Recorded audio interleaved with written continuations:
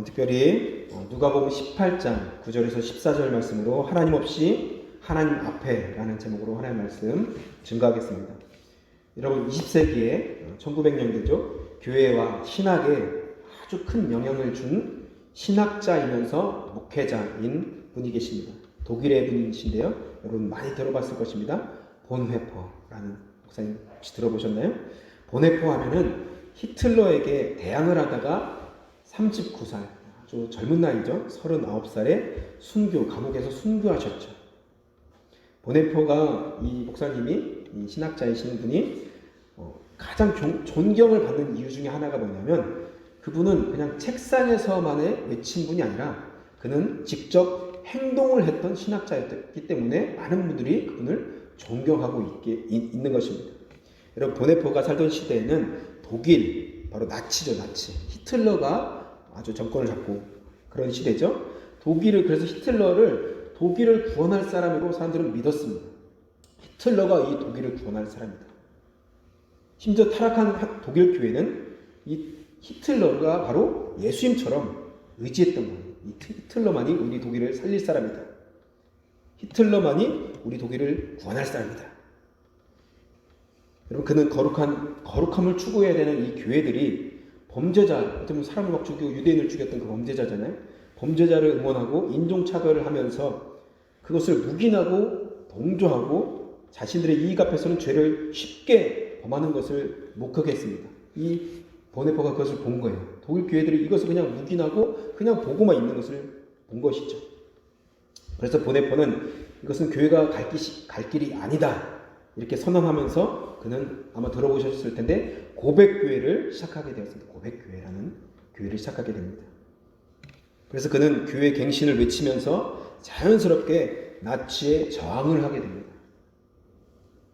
그 결과 그는 결국 감옥에 갇히게 되었고 나치가 이제 무너지기 3개월 전에 감옥에서 안타깝게 순교를 하셨죠. 그가 감옥에 있는 동안에 많은 편지들과 글을 남겼습니다. 그 중에 우리가 잘 알고 있는 그 편지가 뭐냐면 선한 능력으로 그 찬양 혹시 아세요? 선한 능력으로. 그게 바로 이 보네포가 애인에게 쓴 편지인데요. 저도 그 편지 원문을 읽어보니까 편지가 아니라 거의 목회자가 성도에게 쓴 편지처럼 아주 믿음으로 우리가 끝까지 승리하자 이런 내용이더라고요. 그 편지 내용이 잘 가사로 만들어져서 우리가 부르는 그 찬양이 선한 능력으로 그 찬양이죠. 특히 보네포가 1944년도에 감옥에 있을 때 테겔이라는 그 사람에게 감옥에 있는 어떤 경험에 대해서 편지를 쓴 내용이 있습니다. 수많은 죄수들을 만나고 수많은 범죄자들을 만나면서 자기가 경험한 것에 대한 편지를 썼는데요. 보네포가 이제 보면서 살인한 사람들, 절도, 범들을 만나는데 그들을 바라볼 때 상상했던 것처럼 그렇게 악하지가 않다는 거예요. 만나보니까.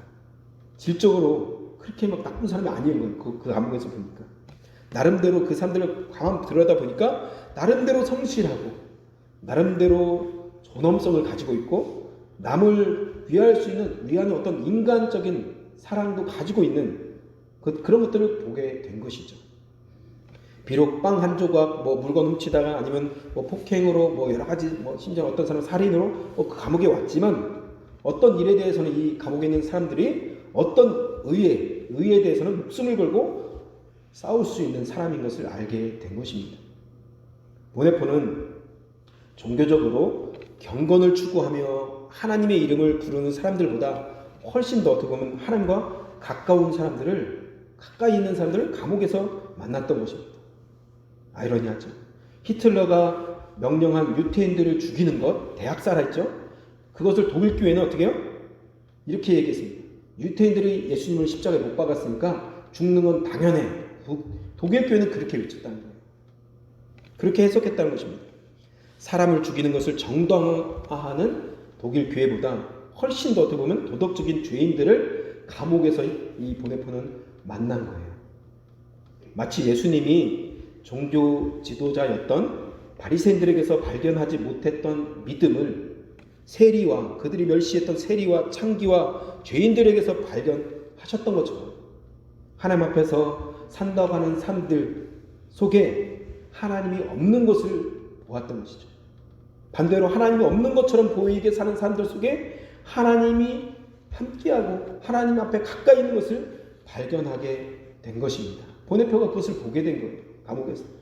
그는 이 사실을 깨닫고 고백교회 앞으로 편지를 씁니다. 그 편지의 유명한 내용에 나오는 유명한 말이 오늘 설교 제목 중에 이 제목이죠.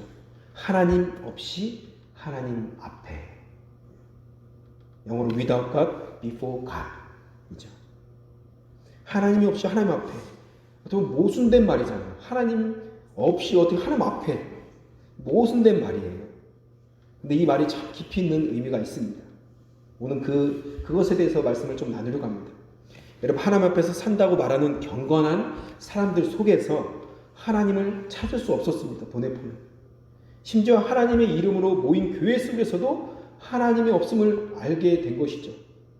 그런데 하나님과 함께하지 않는다고 생각했던 죄인들 속에서 오히려 하나님이 하나님 앞에 이 사람들이 서 있구나, 그것을 보았던 것입니다. 이런 모순을 보네포는 발견하고 그는 하나님 없이 하나님 앞에라는 주제, 이 말을 편지에 썼던 것입니다. 그런데 보네포만 이런 모습을 발견한 것이 아닙니다. 2000년 전에 예수님을 한번 생각해 보세요. 2000년 전에 예수님. 누가 봐도 정말 경건하고 종교적이고 하나님을 잘 믿는다고 하는 그 사람들 속에서, 그렇죠? 하나님이 없는 것을 우리 예수님은 보셨습니다. 하나님 앞에 있다고 하는 그 사람들 속에 하나님이 없는 것이죠. 종교적인 그 사람들로부터, 그런데 반대로 낙인 찍힌 사람들 있잖아요. 죄인이다. 저 사람들은 못쓸 사람이다. 저주받은 사람들이다. 그런 사람들은 우리 주님의 인정을 오히려 받았습니다. 하나님을 전혀 인식하지 않는 사람들이 하나님이 기뻐하는 사람 모습으로 예수님 앞에 나오는 것을 보게 된 것이죠. 여러분, 예수님은 하나님을 가장 가까이 한다고 자부하는 그 바리새인들 속에는 오히려 하나님이 없다고 하셨습니다. 그런데 세상에서 손가락질 받은 그 죄인의 대명사인 세리들 속에는 하나님이 함께 하신 것을 예수님 보게 된 것이죠. 여러분, 하나님 앞에 산다고 말하는 사람들, 특별히 종교적인 율법으로 삶을 가득 채우는 사람들 있잖아요. 경건하다고 스스로 자부하는 사람들, 가장 종교적인 사람들 속에 하나님이 없다, 이 말을 어떻게 여러분 설명할 수 있을까요? 반대로 오히려 하나님이 없을 것 같은 그 세리의 마음, 죄인들의 마음 속에 하나님이 가까이 있다는 것을 어떻게 우리가 설명할 수 있을까요? 오늘 본문 말씀 보시면 예수님은 하나님과 가장 가깝다고 자부하지만 정작 하나님이 없는 사람과 반대로 하나님과 멀리 있는 것처럼 보이지만 실제로는 하나님이 인정하는 사람, 두 사람을 비교하면서 오늘 우리에게 말씀을 하고 계십니다. 이 두 사람이 오늘 등장하죠. 한 사람은 당대의 지성인이고 종교인이고 사회적으로 상류층에 속하는 바리새인들이었습니다. 누가 봐도 정말 점잖고 존경받고 정말 죄도 안 짓고 누가 봐도 경건하게 산다고 생각했던 그 종교인들. 그래서 예수님 당시의 유대인들은 이런 말을 했습니다. 만일 천국에 두 사람이 간다고 하면 바로 서기관과 바리새인이 갈 것이다. 이렇게 말할 정도로 그 사람들은 당대 사람들이 인정하는 종교인들이었습니다. 누가 봐도 열심히 있고 누가 봐도 깨끗하고 거룩하고.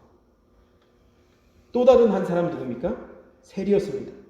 예수님 당시에 세리가 어떤 취급을 받았느냐 하면은 그 당시에 사람들이 드렸던 기도 내용을 보면 압니다.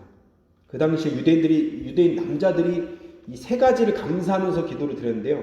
첫 번째 감사의 기도 제목은 혈통으로 내가 이방인이 되지 않는 것을 주님 감사합니다. 유대인이니까 너무 감사합니다. 두 번째로는 내가 여자가 아니라서 감사합니다. 남자로 태어나서 감사합니다. 유대인들이 이런 기도를 드렸다는 거예요. 마지막으로 주님, 내가 직업으로는 세리가 아닌 것을 너무 감사합니다. 이렇게 유대인들이 이 세 가지 기도 제목을 감사했다는 거예요. 그러니까 세리를 어떻게 생각하는지 우리가 알 수 있겠죠. 여러분, 로마의 식민지 시대였을 때 유대인들에게 세리는 죄인의 대명사였습니다. 세리하면 가장 큰 죄인. 여자의 직업 중에는 그 당시에는 몸을 파는 여인이 가장 큰 죄인이었고 남자의 직업 중에는 세리가 가장 큰 죄인으로 여겼습니다. 그래서 세리는 죄인이라도 그냥 죄인이 아니라 온 국민의 지탄을 받는 아주 그냥 욕을 먹는 우리 일제시대 매국노 같은 1차 로마의 앞잡이 일제시대 이런 사람들 정말 욕 많이 먹었잖아요. 나중에 해방되고 나서. 여러분 그런데 오늘 예수님께서는 도저히 비교가 되지 않는 이 바리새인과 비교가 되지 않는 이 세리와 비교하고 계세요. 그 당시에 존경을 받는 대상인 바리새인과 존경이 아니라 완전히 비난받고 욕먹는 사람인 세리를 비교하고 계세요. 하나님 앞에 서 있을 것 같은 사람 바리새인과 도저히 하나님이 없는 것 같이 살 것 같은 누구예요? 세리를 지금 비교하고 계신다는 거예요. 여러분 비교의 감이 되지 않는데 아주 정반대의 사람을 등장시키면서 하나님은 과연 누구의 기도를 들으시는지 누가 하나님의 인정을 받는지를 지금 말씀하고 계신 것입니다. 11조도 내고 예배도 빠지지 않고 열심히 있는 사람의 기도와 예배도 안 드리고 잘 안 드리고 헌금도 잘 내지 않고 열심도 없는 사람의 기도 누구의 기도를 들으실까? 그 말을 지금 예수님께서 하시는 거예요. 오늘 본문에 보시면 하나님은 경건해 보이는 바리새인의 기도가 아니라 죄인이라고 손가락질 받은 세리의 기도를 들어주셨다고 말씀하고 있습니다. 그 이유가 뭘까요? 하나님은 여러분 우리에게 구약 성경을 통해서도 말씀하시죠. 나 여호와는 외모로 사람을 취하지 아니하시고 그 중심을 보신다고 우리 주님은 말씀하셨습니다. 하나님은 우리에게 종교적인 어떤 경건을 요구하시는 것이 아닙니다. 그런데 우리는 종교적인 경건을 가지면 하나님 앞에 내가 뭔가 잘하고 있다, 서 있다고 착각합니다. 외적인 경건의 모습으로 우리가 하나님 앞에 서 있다고 생각하는 거예요. 착각하는 것입니다. 구약에 그래서 예언자들이 계속 외쳤던 절규가 무엇입니까? 외쳤던 것이 무슨 말입니까? 하나님의 성전에서 희생 제사만 드리고 율법조항만 지키고 그것으로 만족하는 사람들, 또 양을 잡고 소를 잡고 기름을 드리고 이런 것들을 하나님께서 기뻐하시는 것이 아니라고 선지자들이 그렇게 외치고 있지 않습니까? 그래서 미가서 6장 8절에 말씀하죠. 한번 같이 읽을까요? 같이 읽겠습니다. 시작. 사람아 주께서 선한 것이 무엇임을 내게 보이셨나니 여호와께서 내게 구하시는 것이 오직 공의를 행하며 인자를 사랑하며 검소히 내 하나님과 함께 행하는 것이 아니냐. 아멘. 선지자들이 계속 이렇게 외쳤다는 거예요. 하나님이 우리에게 요구하시는 것은 마음의 중심에 하나님을 모시고 삶 속에서 우리가 어떻게 해요? 그 예배했다면, 기도했다면, 우리가 이렇게 하나님 앞에 예물을 드렸다면 어떻게 해요? 공의롭게 살고 인자를 사랑하고 선을 행하면서 겸손하게 하나님 앞에 행하는 것을 우리 주님께서 그것을 요구하신다는 것이죠. 하나님이 우리에게 바라시는 것은 형식과 전통이 아니라 공의와 사랑과 믿음이라는 것입니다. 믿으십니까? 바리새인들은 바로 이것을 잃어버린 것이죠. 저들은 하나님 앞에 서 있다고 말하지만 그 마음에는 하나님이 그래서 없었다고 하나님께서 말씀하시는 것입니다. 야고보 사도는 신앙인들이 가장 큰 덕목으로 경건을 이렇게 말하고 있습니다. 야고보서 1장 27절 한번 읽겠습니다. 시작. 하나님 아버지 앞에서 정결하고 더러움이 없는 경건은 곧 고아와 과부를 그 환난 중에 돌보고 또 자기를 지켜 새 속에 물들지 아니하는 그것입니다. 아멘. 우리 신앙의 가장 심오한 경건은 뭐예요? 사람을 사랑하는 것입니다. 하나님을 사랑하고 이웃을 사랑하는 거예요. 사람을 사랑하는 것을 잃어버리면 종교적인 형식만 남습니다. 교리는 그래서 독선이 됩니다. 너희들 하나님 사랑이라고 하면서 이웃에게 사랑하지 않으면 어떻게 해요? 그 교리는 결국 독선만 남는 거예요. 본문의 바리새인들이 바로 이 사랑을 잃어버리고 종교적 형식에 매몰되어 버리게 된 것입니다. 또한 자신의 행위에서 나오는 인간의 어떤 의, 내가 이렇게 했다, 내가 이렇게 노력했다, 이 인간의 의, 다른 말로 상대적인 의죠. 다른 사람 안 하고 나는 이만큼 더 했다. 이것을 나는 더 경건하다 이렇게 생각했던 것이죠. 내가 쉽게 말하면 나는 1시간 기도, 저 사람은 10분 기도, 그럼 난 저 사람보다 더 의롭고, 저 사람은 주일만 예배 나오고 난 금요일도 나오고 수요일도 중보기도도 하고 그러면 난 더 의롭고, 저 사람보다. 우리 안에 어느 순간 그런 마음들이 자리 잡는 거죠. 상대적인 의라는 것입니다. 오늘 9절 말씀해 보시면 이 바리새인들이 어떻게 생각합니까? 자기를 의롭다고 믿었어요. 생각을 넘어서 믿은 거예요. 나는 의로워. 나는 당연히 의로워. 스스로 그렇게 의롭다고 믿었습니다. 여러분 한번 생각해 보세요. 하나님이 의로우시죠. 어떻게 내가 의롭습니까? 감히 그렇게 생각하는 거예요. 하나님이 의롭고 하나님만이 선하신데 나 의로워. 나 선해. 나 착해. 어떻게 이렇게 생각했을까요? 상대적으로 생각했기 때문에 이런 거예요. 난 쟤보다는 의로워. 내가 저 사람보다는 나아. 내가 저 성도보다 낫고, 내가 저 집사님보다 낫고, 내가 저 권사님보다 낫고, 저로 비교하면 저 목사보다 내가 그래도 좀 나아. 이렇게 생각하는 거죠. 여러분 하나님 앞에 나올 때 우리는 상대적인 의로 나갈 수 없습니다.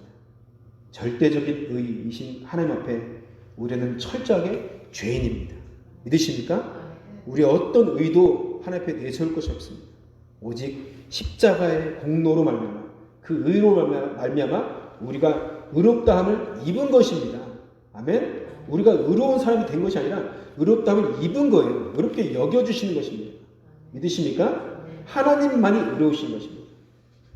여러분 하나님만이 의로우신 것을 믿으시길 바랍니다. 그런데 문제가 뭐냐면 이 바리새인들이 그렇게 믿으면서 9절에 보시면 다른 사람을 멸시했다고 합니다. 다른 사람 멸시했다. 내가 의로우니까 어떻게 해요? 그냥 그러면 끝나야 되는데 다른 사람 어떻게 해요? 멸시. 업신여기는 거예요. 야 쟤는 기도도 안 하네. 쟤는 헌금도 저거밖에 안 해. 쟤는 선교도 안 하고 전도도 왜 이렇게 안 나와? 쟤는 주일날 빠져 그것도 빠지네. 자꾸 이렇게 하는 거예요. 저 사람은 저렇게 하네.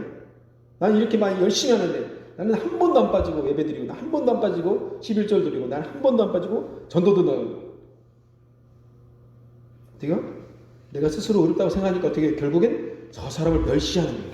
저 사람은 안 돼. 저 사람은 아니야. 저 사람은 구원 못 받았어. 저 사람은 아니야. 자꾸 이렇게 되는 것이죠.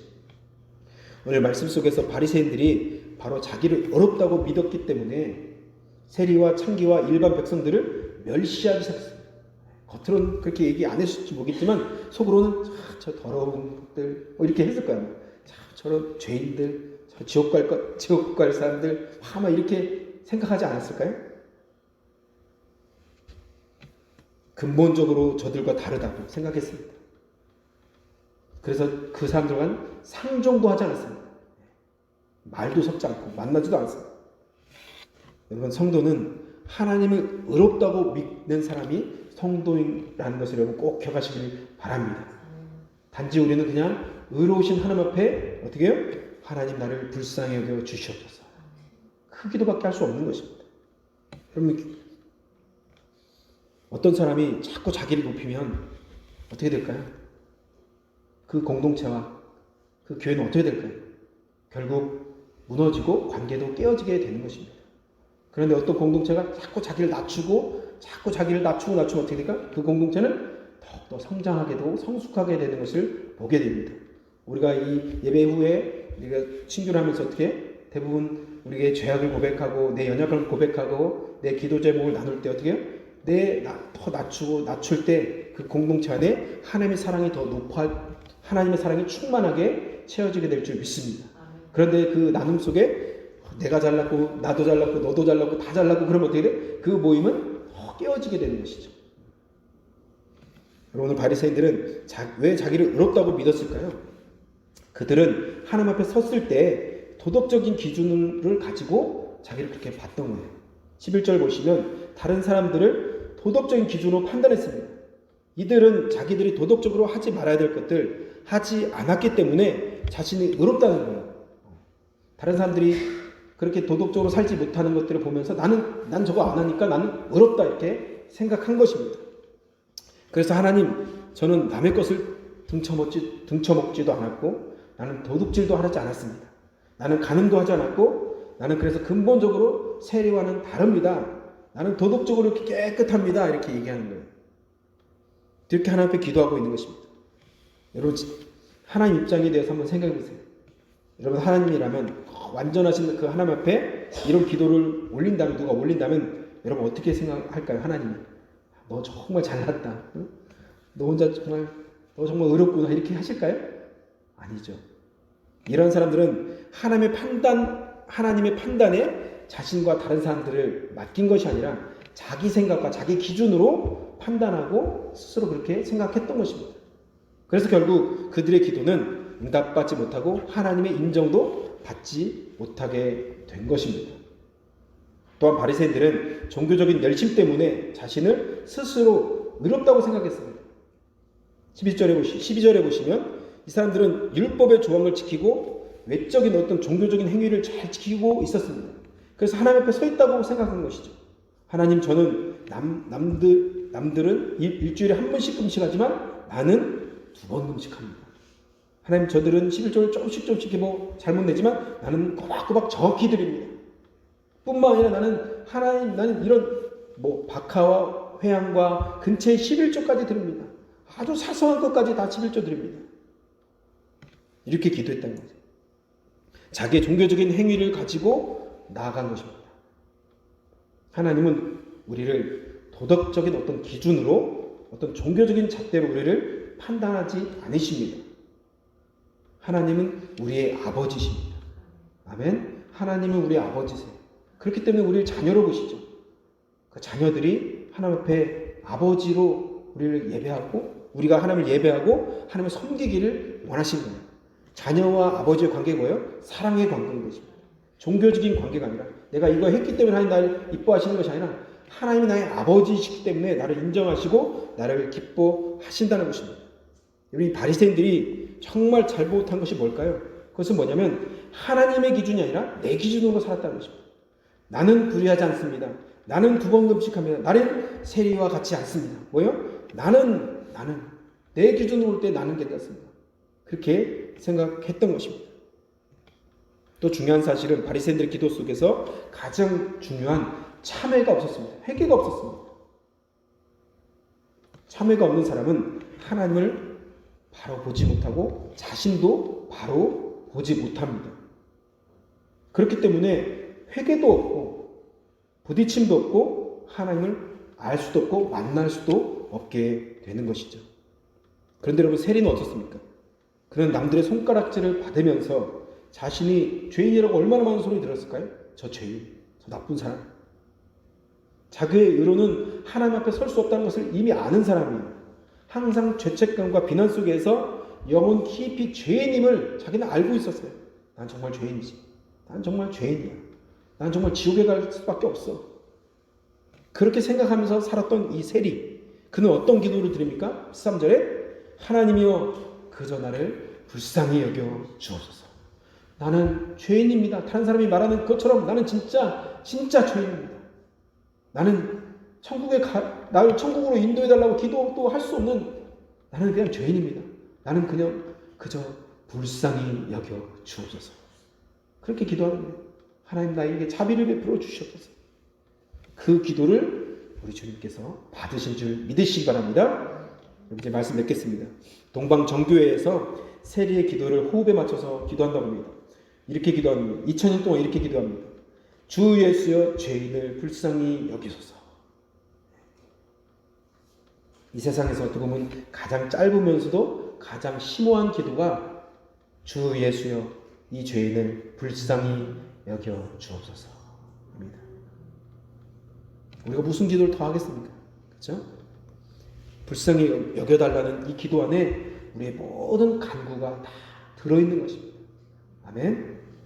심지어 우리가 표현하지 못하는 그 마음까지도 주 예수여 나를 불쌍히 여겨 주옵소서. 이 마음에 모든 것이 다 들어있는 것입니다. 세리가 죄를 지은 것, 남의 돈을 떼어먹은 것, 동족의 피를 빨아먹고 그렇게 정말로 나쁜 짓을 어떻게 했던 것, 이 모든 것들이 그 기도 안에 다 들어있는 거예요. 주여 그저 나를 불쌍히 여겨 주옵소서. 그렇게 할 때 하나님의 은혜가, 하나님의 자비가, 하나님의 긍휼이 임하게 될 줄 믿습니다. 그런데 여러분, 바리새인들은 도덕적으로, 종교적으로는 세리보다 정말 훌륭했습니다. 그런데 이들은 하나님의 은혜를 몰랐습니다. 이들은 하나님의 자비를 몰랐습니다. 그래서 하나님의 인정도 못 받고 용서도 받지 못했습니다. 가장 종교적이어서 하나님 앞에 서 있다고 자부했던 바리새인들의 마음속에는 오히려 하나님이 없었습니다. 그런데 사람들이 죄인이라고 손가락질했던 그 세리의 마음속에는 자신이 죄인임을 깊이 자각하면서 그 기도 앞에 그 기도를 통해서 하나님 앞에 나아갈 수 있었고 하나님께 용서를 받았고 하나님의 은혜를 경험하게 된 것입니다. 여러분, 가장 불쌍한 사람이 바리새인이에요. 종교적인 모든 행위를 다 했음에도 불구하고 하나님께 인정받지 못하고 자신이 스스로가 착각하는 것이죠. 나는 괜찮다. 나는 의롭다. 나는 하나님 천국 갈 거야. 나는 괜찮아. 나는 좋은 신앙이야. 그런데 하나님이 없는 신앙. 그런데 여러분, 상대적으로 하나님 앞에 설 수 없는 것처럼 보임에도 불구하고 하나님의 긍휼을 구하고 은혜를 구해서 하나님, 나는 죄인입니다. 나를 불쌍히 여겨 주시옵소서. 중심으로 회개하는 그 사람 속에 하나님이 함께 하신 것입니다. 여러분, 이 사순절 기간 동안 이 기도를 우리가 같이 진심으로 들었으면 좋겠습니다. 주 예수여, 나를 불쌍히 여겨 주옵소서. 그렇게 기도할 때 하늘의 문이 열리고 우리에게 하나님의 자비와 은혜가 충만하게 임하게 될 줄 믿습니다. 아멘.